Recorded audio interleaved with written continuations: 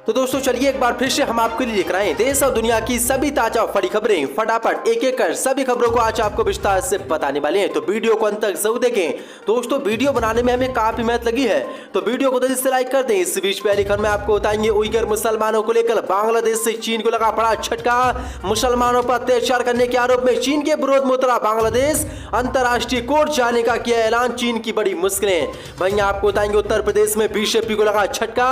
BJP नेता सत्यपाल मलिक ने अखिलेश और जयंत चौधरी को समर्थन देने का किया ऐलान। वहीं अगली खबर में आपको बताएंगे अंबानी परिवार को फिर मिली जान से मारने की धमकी, अज्ञात शख्स पर मामला हुआ दर्ज। वहीं आपको बताएंगे मुलायम सिंह यादव के जल्द ठीक होने के लिए दुआओं का दौर जारी, मंदिरों मजारों पर समर्थकों ने लगाई अर्जी। वहीं दोस्तों अगली खबर में आपको बताएंगे जनसंख्या नियंत्रण कानून के विरोध में उतरे ओवैसी बोले देश को नहीं है इस कानून की जरूरत, मोहन भागवत बंद करें अपना मुंह। वहीं आपको बताएंगे महाराष्ट्र में दशहरा रैली कर उद्धव ठाकरे ने दिखाई अपनी ताकत, शिंदे को बताया गद्दार। तो दोस्तों सभी खबरों को एक एक कर विस्तार से आज आपको बताने वाले हैं, तो वीडियो को अंत तक जरूर देखें। हमें कमेंट बॉक्स में जरूर बताएं कि आप हमारी वीडियो को कहां से देख रहे हैं। इसी के साथ दोस्तों पहले फड़ी खबर उइगर मुसलमानों को लेकर बांग्लादेश से चीन को लगा बड़ा झटका। मुसलमानों पर अत्याचार करने के आरोप में चीन के विरोध में उतरा बांग्लादेश, अंतर्राष्ट्रीय कोर्ट जाने का किया ऐलान, चीन की बड़ी मुश्किलें जो सापने।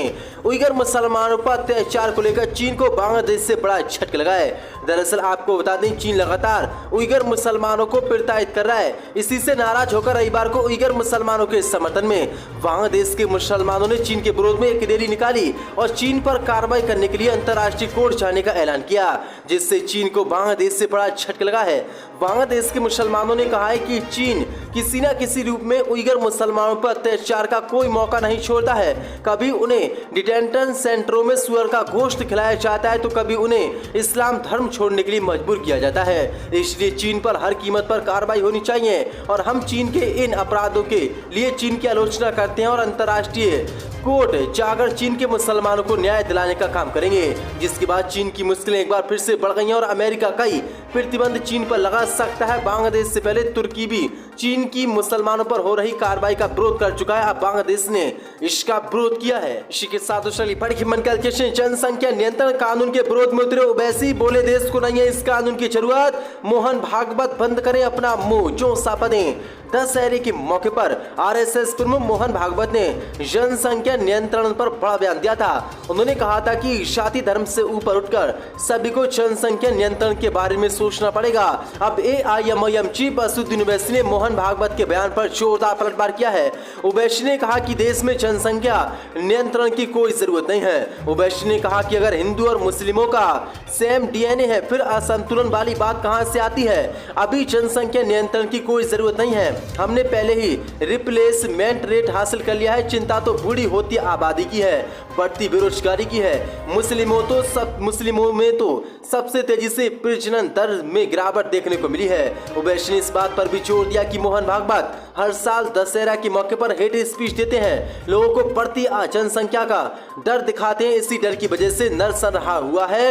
हेट स्पीच क्राइम में बढ़ोतरी है और जनसंख्या नियंत्रण की भारत में कोई जरूरत नहीं है, इसलिए मोहन भागवत अपना मुंह बंद रखें। इसी के साथ दशहरा रैली कर उद्धव ठाकरे ने दिखाई ताकत, शिंदे को बताया कटप्पा, कहा गद्दारों को गद्दारी कहा जाएगा। जो साथ में मुंबई के दादर के शिवाजी पार्क में आज शिवसेना के उद्धव ठाकरे गुट ने भव्य दशहरा रैली का आयोजन कर अपनी ताकत का प्रदर्शन किया। लोगों के जन सैलाब के बीच उद्धव ठाकरे ने सीएम एकनाथ शिंदे को इशारों में कटप्पा बताते हुए कहा कि गद्दार को गद्दारी कहा जाएगा और धोखेबाज को जनता कभी माफ नहीं करेगी। इसके साथ ही उद्धव ठाकरे ने पार्टी के बागी नेताओं को रावण से भी अधिक विश्वासघाती करार दिया। दशहरा रैली के बाद शिवसेना नेता उद्धव ठाकरे ने शिवाजी पार्क में रावण दहन किया। इससे पहले उद्धव ठाकरे ने एकनाथ शिंदे पर तीखा हमला बोलते हुए कहा कि जिन्हें हमने सब कुछ दिया उन्होंने हमारे साथ विश्वासघात किया और जिन्हें कुछ नहीं दिया वे सब आज भी हमारे साथ हैं। ये शिवसेना एक या दो की नहीं बल्कि आप सभी की है। जब तक आप मेरे साथ हो मैं पार्टी का नेता रहूंगा और जो गद्दार है वो गद्दारी रहेंगे। इसी के साथ हरियाणा में रावण दहन के समय जलता हुआ रावण का पुतला लोगों पर गिरा, कई लोग बुरी तरीके से घायल। दशहरा के अवसर पर देश भर से रावण दहन की तस्वीरें सामने आई है। हरियाणा के यमुनानगर में रावण दहन के दौरान हादसा हो गया। यहाँ लोगों पर रावण का जलता हुआ पुतला गिर गया, जिससे कुछ लोग घायल हो गए हैं। न्यूज एजेंसी ANI के द्वारा साझा किए गए हादसे के वीडियो में देखा जा सकता है कि रावण दहन के समारोह में शामिल हुए लोग रावण की जलती हुई लकड़ियां बीनने को आगे बढ़े। उसी समय रावण का जलता हुआ ढांचा उनके ऊपर गिर गया। हादसे के बाद मौके पर मौजूद पुलिस और फायर की टीम ने फौरन लोगों को वहां से निकालकर अस्पताल पहुंचाए, लेकिन सैकड़ों लोग इसमें घायल हुए हैं। इसी के साथ चली बड़ी मंडल कृष्ण भाजपा को झटका। मेघालय के पूर्व राज्यपाल सत्यपाल मलिक अखिलेश और जयंत चौधरी को देंगे समर्थन, कहा मदद जरूर करूंगा। मेघालय के पूर्व राज्यपाल सत्यपाल मलिक ने अखिलेश यादव और जयंत चौधरी को लेकर बड़ा बयान दिया है, जिसके बाद भाजपा में खलबली मच गई है। दरअसल सत्यपाल मलिक राज्यपाल रहते हुए अपने बयानों को लेकर हमेशा में चर्चा में रहते हैं और लगातार वो मोदी सरकार पर निशाना साधते हैं। अब उनका ताजा बयान समाजवादी पार्टी के प्रमुख और RLD चीफ को लेकर है। पूर्व राज्यपाल सत्यपाल मलिक ने कहा कि चाहे वो अखिलेश यादव हो या जयंत चौधरी हो, इनके लिए मेरे पास बहुत सॉफ्ट कॉर्नर है, लेकिन मैं राजनीति नहीं कर रहा हूं और नहीं करूंगा, तो इनके सिस्टम में मेरे लिए कोई जगह नहीं है। अगर वे मदद मांगेंगे तो मैं मदद जरूर करूंगा। मैं सहयोगी के तौर पर उनके साथ रहूंगा और भाजपा का सुपड़ा साफ करूंगा। इसी के साथ मुलायम सिंह यादव के जल्द ठीक होने के लिए दुआओं का दौर जारी। मंदिर और मजारों में समर्थकों ने लगाई अर्जी। समाजवादी पार्टी के संरक्षक मुलायम सिंह यादव गुरुग्राम स्थित मेदांता अस्पताल में 3 दिनों से भर्ती हैं और उनकी हालत नाजुक बनी हुई है, जिसके चलते चित्रकूट जनपद में उनके जल्द स्वस्थ होने की कामना को लेकर चित्रकूट जनपद में समाजवादी पार्टी के सदर विधायक अनिल प्रधान ने लंबी उम्र के लिए पूजा की है। इस दौरान जिला अध्यक्ष अनुज यादव सहित कई सपा कार्यकर्ता और पदाधिकारी मौजूद रहे। सपा समर्थक वाल्मीकि आश्रम के आशावर माता के मंदिर पहुंचकर देवी मां की पूजा अर्चना कर मुलायम सिंह यादव के जल्द स्वस्थ होने की कामना की। वहीं मुस्लिम समाज के सपा नेताओं ने मुलायम सिंह यादव के जल्द स्वस्थ होने के लिए सैयद बाबा की मजार शरीफ में शहादत चढ़ाकर उनके जल्द स्वस्थ होने की दुआ की है। इसी के साथ बड़ी कृष्ण अंबानी परिवार को फिर मिली जान से मारने की धमकी। अज्ञात शख्स पर मामला हुआ दर्ज। दक्षिण मुंबई के सर HN रिलायंस फाउंडेशन अस्पताल में बुधवार को एक अज्ञात व्यक्ति ने फोन कर उसे बम से उड़ाने की धमकी दी है। पुलिस के अधिकारी ने यह जानकारी दी है। पुलिस अधिकारी ने कहा कि फोन करने वाले ने अंबानी परिवार के कुछ सदस्यों के नाम पर भी धमकी दी है। पुलिस अधिकारी ने बताया कि उस व्यक्ति ने दोपहर 12:57 पर एक अज्ञात नंबर से अस्पताल के लैंडलाइन नंबर पर कॉल किया। उन्होंने कहा कि फोन करने वाले अज्ञात व्यक्ति के खिलाफ DB मार्ग पुलिस थाने में FIR दर्ज की गई है और इस मामले की जांच की जा रही है। शख्स ने उद्योगपति मुकेश अंबानी और उनके परिवार के सदस्यों को भी जान से मारने की धमकी दी है, जिसके बाद हड़कंप मच गया है। इसी के साथ बड़ी मंडल कृष्ण RSS प्रमुख मोहन भागवत ने दशहरे पर मुसलमानों को लेकर दिया बड़ा बयान। RSS प्रमुख मोहन भागवत ने कहा कि देश में एक समान जनसंख्या नीति बननी चाहिए, ये सब पर समान रूप से लागू होनी चाहिए।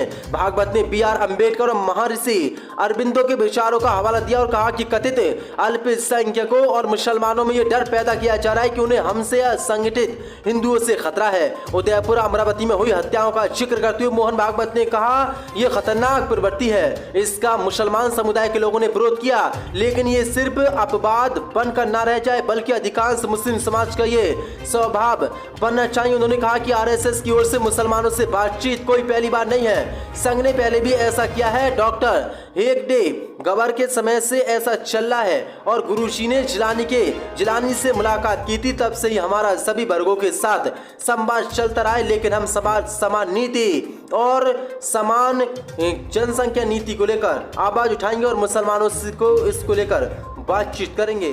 इसी के साथ बड़ी मंडल कृष्ण अरुणाचल प्रदेश में भारतीय सेना का चीता हेलीकॉप्टर क्रैश, हादसे में पायलट की मौत। अरुणाचल प्रदेश के तंबांग इलाके के पास आज भारतीय सेना का एक चीता हेलीकॉप्टर दुर्घटनाग्रस्त हो गया।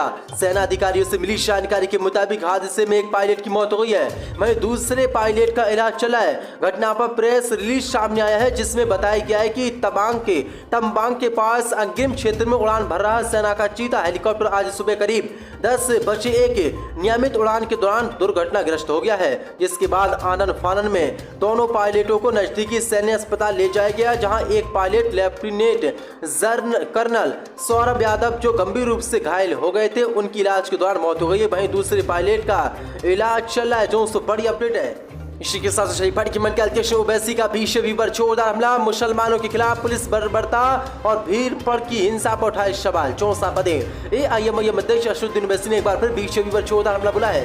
उन्होंने मुसलमानों के खिलाफ पुलिस की बर्बरता और भीड़ हिंसा को लेकर सवाल खड़े किए हैं। गुजरात में कुछ मुस्लिम युवकों को सार्वजनिक रूप से पिटाई करने को लेकर उन्होंने बीजेपी सरकार को घेरा है। उन्होंने कहा कि हर दिन बड़े पैमाने पर कट्टरता के प्रमाण मिल रहे हैं। एआईएमआईएम प्रमुख ने कहा कि पुलिस की ओर से मुस्लिम युवकों की पिटाई और भीड़ हिंसा आम बात हो गई है। ओवैसी ने कहा कि कट्टरता के अधिक मामले सामने आ रहे हैं। भीड़ की ओर से हिंसा आम बात हो गई। मुसलमानों के खिलाफ लक्षित हिंसा को इंसाफ के रूप में माना जाता है। उन्होंने ट्वीट कर कहा कि ये है मोदी के विश्व गुरु नए भारत और 5 ट्रिलियन की अर्थव्यवस्था की हकीकत, जो कि देश में नफरत फैलाना है।